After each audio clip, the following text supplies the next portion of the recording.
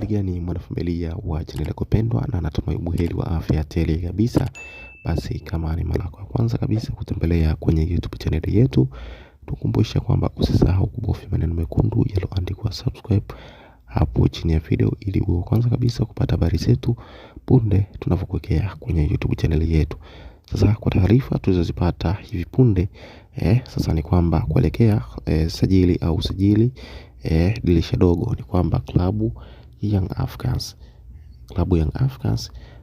imefikia makubaliano ya mwisho kabisa na moja mchezaji mahiri kutoka klabu moja kubwa. Sasa ni kwamba taarifa kamili ni kwamba kocha mkuu wa Yanga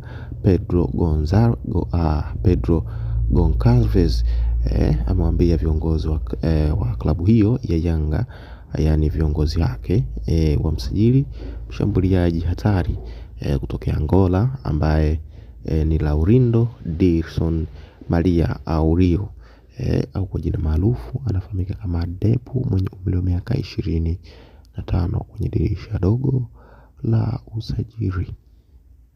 Sasa Depu amewahi kupitia kwenye vilabu vya Petro di Luanda ya Angola na vingine vingi, hasa katika historia yake ya football.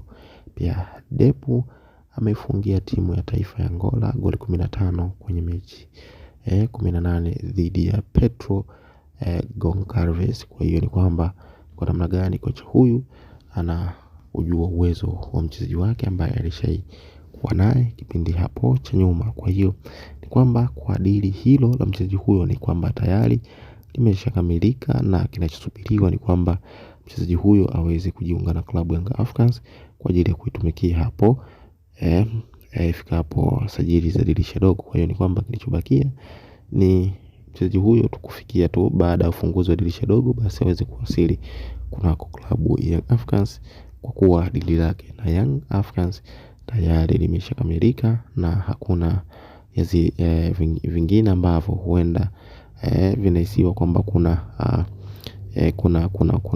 hakuja kukamilika chochote. Lakini ni kwamba kwa taarifa zilizopo ni kwamba tayari kila kitu kiko sawa, yani dili limeshakuwa closed, halijawa on progress, yani halijawa katika mchakato mwingine ambao unaendelea.